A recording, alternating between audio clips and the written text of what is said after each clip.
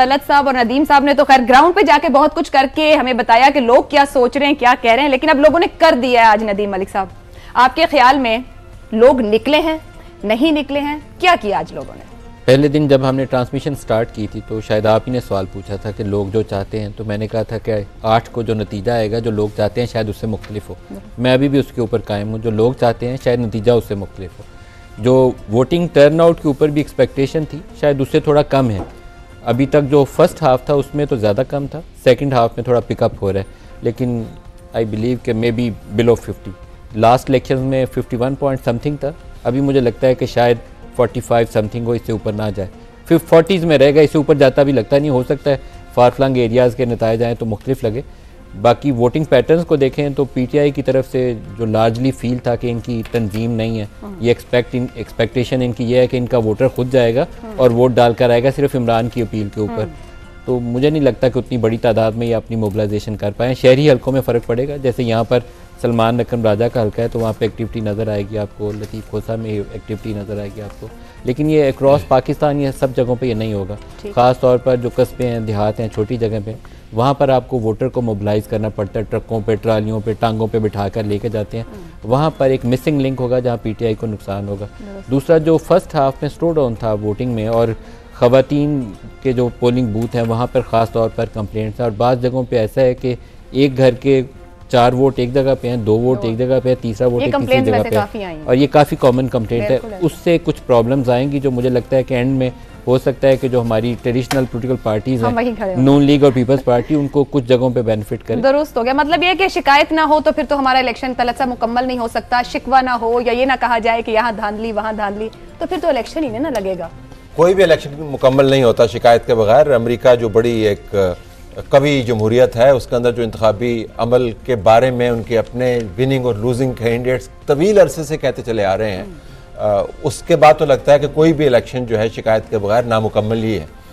निस्बतन शिकायतें कम है। याद रखें कि हमारे पास 91,000 के करीब पोलिंग स्टेशन हैं। उसमें से अगर इलेक्शन कमीशन के दादा शुमार के मुताबिक 55 ऑफिशियल कंप्लेंट्स आई हैं, जो उनके बयान के मुताबिक 45 जिसमें से रिजॉल्व कर ली गई हैं, तो मेरे ख्याल में ये बहुत ही मिनिस्क्यूल नंबर लगता है कंसिडरिंग कि हम क्या सोच रहे थे। हमारा सबसे बड़ा खदशा क्या था कल जब हम डिस्कशन कर रहे थे कि कहीं दहशतगर्दी के बहुत बड़े वाक़यात ना हो, कहीं वायलेंस ना हो जाए, पोलिंग स्टेशन के ऊपर बंदूकें ना निकल आए। एक दो जगह पर हमें ऐसी रिपोर्टें आई कि नबर्द आजमा हुए, एक दूसरे के खिलाफ फायरिंग भी हुई, वो तो नॉर्मल है हमारे, लेकिन नॉर्मल है, ये एटलीस्ट लॉ ऑफ एवरेजेस आपको अप्लाई करना पड़ता। तो एक दूसरा ये कि वोटर टर्नआउट के बारे में याद रखिएगा कि 2 स्पर्ट्स आते हैं रिवायती तौर पर। एक स्पर्ट सुबह के वक्त आता है जो स्लो स्पर्ट होता है, जिसके अंदर लोग 8 से लेके 12 साढ़े 12 बजे तक वोट कास्ट करने के लिए या लाए जाते हैं या वो निकलते हैं। उसके बाद होता है 12 से लेके 2-2:30 बजे तक का लंच टाइम, जिसके अंदर लोग ये सोचते हैं कि हम लंच के बाद निकलेंगे। तो सेकंड स्पर्ट जो आता है वो अमूमन सुबह के स्पर्ट को थोड़ा सा टॉप अप करता है। तो इस वक्त जो हमारे पास इतलात हैं और जो पार्टी सेक्रेटेरिएट के अंदर उनके अपने नुमाइंदगान ने बताए हैं, उसके मुताबिक 35 से 38% जो है वो 45 से 35 होगी। मतलब ये उनका अपना एस्टीमेट है। सबसे ज्यादा आबादी इस पर वोटर है पाकिस्तान। लेकिन ये देखें कि इंतखाबात जो है, मैं 1997 का हवाला दूंगा, 35% आपका वोटर टर्नआउट था। 90 की दिहाई में बहुत सारे इंतखाबात हुए, 39% उसको वोटर टर्नआउट था। और ये भी याद रखिए कि जब एक बड़ी जमात तितर बितर हो और उसका निज़ाम धर्म बरम हुआ हो, तो उसके वोटर ने जो बाहर निकलना था वो किसी वजह से अगर नहीं निकलता तो voter turnout will naturally come down. तो लिहाजा मैं हलकों में एक तो वोटर टर्नआउट ओवरऑल देखेंगे, हम ये भी देखेंगे कि हलकों के अंदर जमात के कैंडिडेट को कितना वोट पड़ा, यानी लाहौर के हलकों में कितना वोट पड़ा है, कराची के हलकों में कितना हल्के देखे जाएंगे, हल्के देखे जाएंगे जमात के वोट के हवाले से। तो मैं by safe guess would be something between 36 to 39। चलें जी, हमारे पास 35 से 45 की तो विंडो आ गई। अब साहब आपकी जाने वाली आगाज में एक बात थी, मिसिंग लिंक। अब हम जब कहते हैं कि 12,85,85,000 से ज्यादा वोटर है और बहुत ज्यादा चार्ज्ड है, यूथ है, निकलेगी, आप आज के दिन को देख के कहां पहुंचे? क्या कोई आज आपको भी कोई मिसिंग लिंक दिखता है? मुझे मिसिंग लिंक तो अभी पता चल जाएगा थोड़ी देर बाद, लेकिन जो वैसे एक अपील भी कर दे, भी 15-20 मिनट हैं, कोई लोग रह गए तो वोट के लिए निकल जाएं, अब बस मजीद ना आराम करें। हाँ नहीं, मेरा ख्याल है अब जिनके घरों के करीब होंगे वो तो पहुंच जाएंगे, अंदर चले जाएंगे तो उनको वोट कास्ट हो जाएगा, वरना तो मुश्किल ही है। अगर आपने बस मिस कर दी तो कर दी। लेकिन मैं जो सुबह से सोच रहा हूँ, एक तो आज अफसोसनाक वाक़या जो हुआ डेरा इस्माइल खान में, पुलिस वैन पे अटैक हुआ जिसमें 4 पुलिस वाले शहीद हो गए, तो ये एक बदकिस्मत वाक़या था, कल भी हुआ और आज भी। लेकिन इसके अलावा ओवरऑल पुरअमन इंतखाबात हो गए आज। तो आज मैं उन लोगों के लिए ये शायद ख़बर होनी चाहिए जो लोग मुसलसल ये बात कर रहे थे कि इंतखाबात नहीं होंगे। तो मैं इसका क्रेडिट देता हूँ इलेक्शन कमीशन ऑफ पाकिस्तान को और तमाम उन लोगों को जो इस इलेक्शन प्रोसेस में इन्वॉल्व हैं। उन्होंने इस वक्त को मुमकिन बनाया जो लग रहा था कि शायद मुमकिन ना हो, और जिसमें कुछ भी छोटा सा वाक़या भी इस मुल्क में होता था तो कहा जाता था इलेक्शन मुलतवी कर देने चाहिए। अगर जितने अच्छे से आपने अप्रिशिएट किया ईसीपी को, अभी इलेक्शन के बाद अगर तमाम सियासी जमातें इस एफर्ट को अप्रिशिएट करें, बात तो करना चाहिए ना सियासी जमातों को। सियासी जमातों को ये इंतखाबात से बेहतर उनके लिए ईद तो कोई हो ही नहीं सकती। मैं तो कह रहा हूँ पूरी कौम के लिए ये एक नया आगाज है।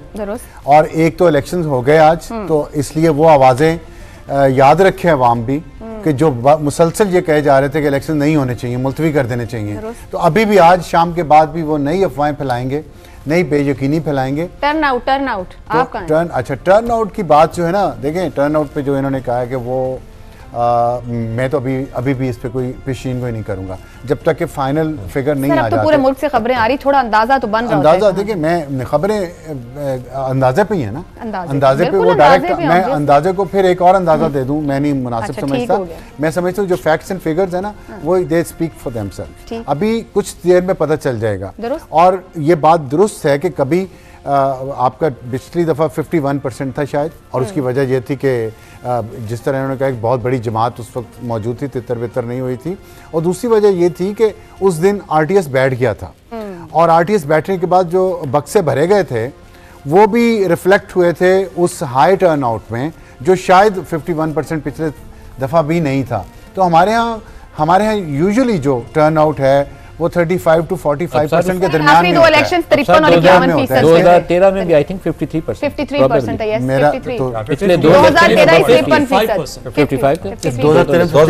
53%। ठीक है, जो भी उसमें भी इल्जामात लगे थे। बिल्कुल, इल्जामात के बगैर फिर वही बात आवाज वहीं से हुआ था। वो तो 4 हल्के खोलने, इसलिए मेरा ये ख्याल है कि 40 प्लस जो भी है वो गेन है। चलें जी शहजाद साहब, अब ये कहिएगा कि अगर ये 40 प्लस हो रहा है तो किसी के फायदे में है आपके ख्याल में? क्योंकि 50, 51, 53 हम जा चुके हैं पहले, कहाँ देखते हैं? देखिए, फायदे की बात तो नहीं है, ये तो एक उम्मीद की बात है। उम्मीद तो सबको होनी चाहिए और है।